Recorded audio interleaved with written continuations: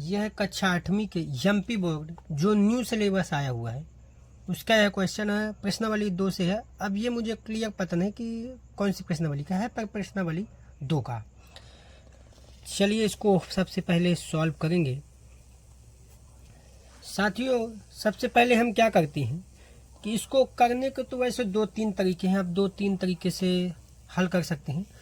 तो जो अब सबसे आसान तरीका हम वही आपको बताएंगे।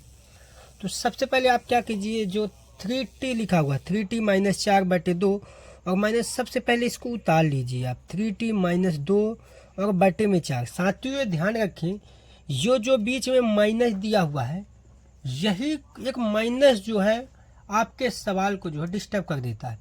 क्या होता है, कभी कभी इस माइनस चिन्ह की वजह से लोग कंफ्यूज हो जाते हैं। तो सबसे पहले आपके जो माइनस चिन्ह दिया है उसको यहाँ लिख लीजिए और माइनस के बाद ये जो कोई दिया हुआ है इसको सबसे पहले आप कोष्टक में लिखिए, इसको ऐसा, और बटे में 3 लिखिए और बराबर 2/3 और -t। यहाँ तक तो बात समझ में आएगा, कोई दिक्कत नहीं। अब आप आसानी से ये क्वेश्चन जब करेंगे तो आपको कोई दिक्कत नहीं होगी। यहाँ तक तो ठीक होगा। इसके बाद देखिए 3t है तो 3t और -2 है। जो भी आप एक काम कीजिए, सबसे पहले इस 4 और 3 के एलसीएम ले लेते हैं। तो 4 और 3 के एलसीएम यहाँ पे साथियों कितना हो जाएगा, 12। ठीक है, अब हम 4 और 3 के एलसीएम 12 लिए हैं और यहाँ पे देखिए 3 का गुणा यदि 3 में कर दो तो 3 तिकाई 9t और -2 का गुणा -2 में 3 का गुणा कर दे तो यहाँ पे हो जाएगा 6।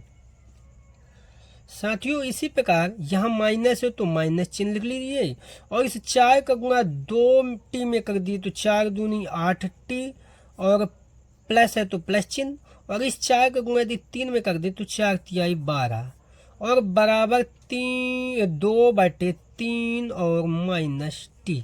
यहाँ तक तो कोई समस्या नहीं होनी चाहिए। इसके बाद साथियों आप बहुत ही आराम से यहाँ t के बटे में लगा सकते हैं, कोई प्रॉब्लम नहीं।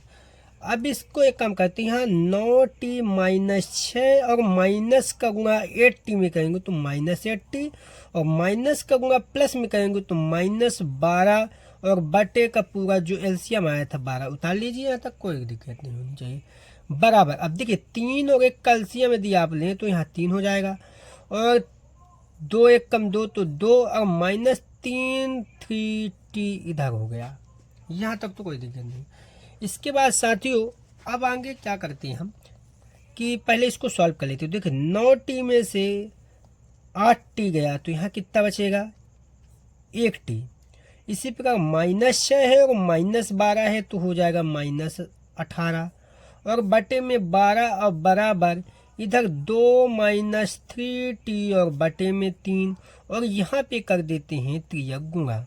यहाँ तक कोई समस्या नहीं, लीजिए त्रियक गुणा करते हैं यहाँ पे।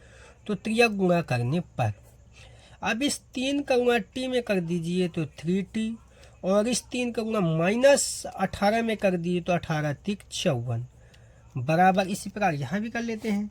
तो 12 का गुणा 2 में करेंगे तो 12 दूनी 24 और 12 का गुणा -3t में करेंगे तो कितना जो 12 यहाँ 36 और t। साथियों त्रियक गुणा हमने कर दिया है।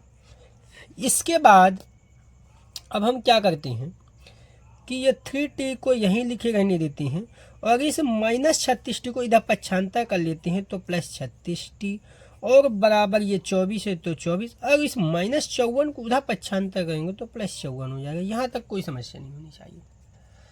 इसके बाद 3t और 36t को यदि जोड़ दे तो 39t हो जाएगा और बराबर में 4 और 4 8 और 5 और 2 7 78। लीजिए आ गया। इसके बाद t बराबर 78 और बटे में 39 तो कितना आ जाएगा आंसर साथियों, काट देंगे तो 2। तो इस प्रकार t बराबर आपका आंसर 2 आ चुका है। यहाँ तक कोई समस्या नहीं। यदि t का मान पूछा है, अब आपको